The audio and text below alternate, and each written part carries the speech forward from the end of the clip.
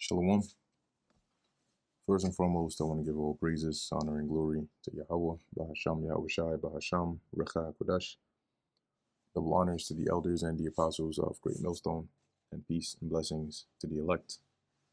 And today we're going to go into the book of 1 Samuel, the 11th chapter.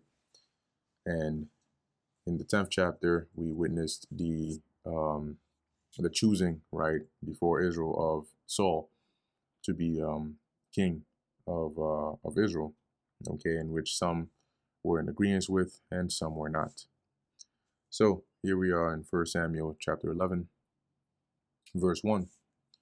Then Nahash the Ammonite came up and encamped against Jabesh Gilead, and this was on the east of Jordan, right? So if we look up here, 1 Samuel 11 map, sometimes they outline these places for you. Nope, not that one. Okay, this isn't too bad. Okay, so yeah, so here we have the Jordan River right here that goes all the way down into the Dead Sea. And on the east of it, you had here Jabesh Gilead. You had Moab down here, and I believe you had Ammon that was probably around this area over here. And so they came up and encamped against Jabesh Gilead. So at this time, very likely what was happening is the Ammonites were causing trouble for Israel on that side of the Jordan River. And all the men of Jabesh said unto Nahash, make a covenant with us, and we will serve thee. So let's form a deal, let's form a treaty. We'll serve you or whatever you want, but just don't destroy us or our city. And Nahash the Ammonite answered them, on this condition will I make a covenant with you. So on one condition, that I may thrust out all your right eyes and lay it for a reproach upon all Israel. So I want for all of you, I want to remove all your right eyes as a disgrace, on Israel, to show my dominance. And the elders of Jabesh said unto him, give us 7 days respite, that we may send messengers unto all the coasts of Israel. So, give us 7 days, right, and let us try to find help of our brethren. And then if there be no man to save us, we will come out to thee. So we'll surrender, right? If nobody can help us, you got it. Then came the messengers to Gibeah of Saul, and told the tidings, which is the news, in the ears of the people. And all the people lifted up their voices and wept. So those of Jabesh Gilead sent messengers to Gibeah, where Saul was, and basically told him, hey, this is the situation that's going on. And as it says, when the people heard it, they started to weep. And behold, Saul came after the herd out of the field, so likely from like plowing or something. So he basically comes and he hears, this weeping and crying. And Saul said, what aileth the people that they weep? So what's the matter? And they told him the tidings of the men of Jabesh. And the Spirit of God came upon Saul when he heard when he heard those tidings, and his anger was kindled greatly.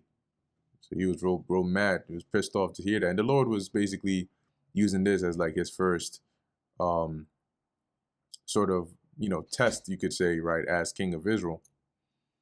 And he took a yoke of oxen and hewed them in pieces, right? So a yoke of oxen would be like to me, it sounds like two, right, oxen that are yoked together. But anyway, he chopped them up in pieces and sent them throughout all the coasts of Israel by the hands of messengers. So all the different, lands where Israel was, what I mean by that is like their territories in the land of Israel.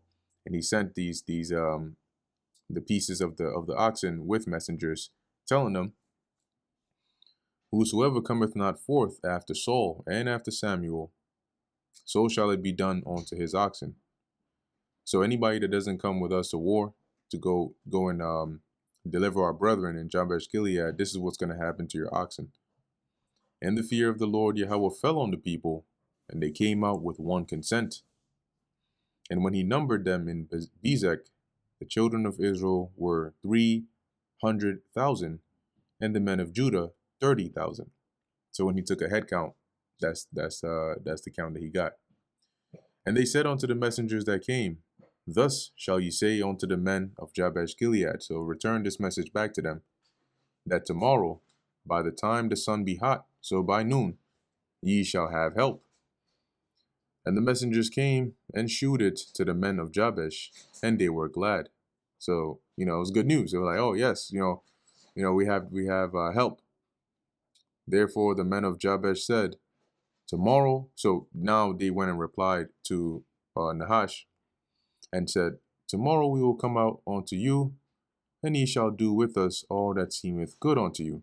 So they made it seem like they were surrendering, saying, you know what, like almost as though nobody could help them, right? So you know what, it is what it is. We'll come and we'll surrender, and if it's our eyes that you want, you can have it. And what this would do, or what this did, was it lowered the guard of the Ammonites, because now they figured, oh well, guess we don't really need to prepare for war against reinforcements, because they're going to come and surrender. And it was so on the morrow that Saul put the people in 3 companies. So he divided the armies into 3 groups. And they came into the midst of the host in the morning watch and slew the Ammonites until the heat of the day.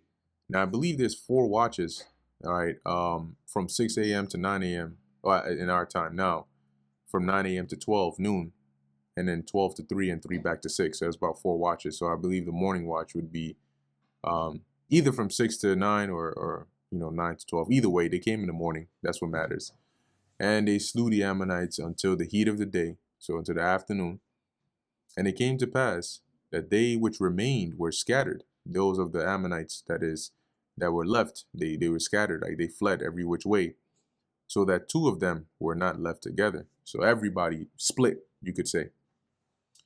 And the people said unto Samuel, who is he that said, shall Saul reign over us? And what this is saying that when we went back to the 10th chapter, remember there were certain men that basically said, who is Saul that should save us, right? So here, after the battle, they were like, yo, bring those people that had a problem with Saul reigning over us. And as it says, bring the men that we may put them to death. And Saul said, there shall not a man be put to death this day, for today the Lord Yahweh hath wrought salvation in Israel. So no, ain't no need for that. Nobody's dying today. This is a day of deliverance. Then said Samuel to the people, come, and let us go to Gilgal and renew the kingdom there. So they all went to Gilgal to reestablish the kingdom with Saul as the king.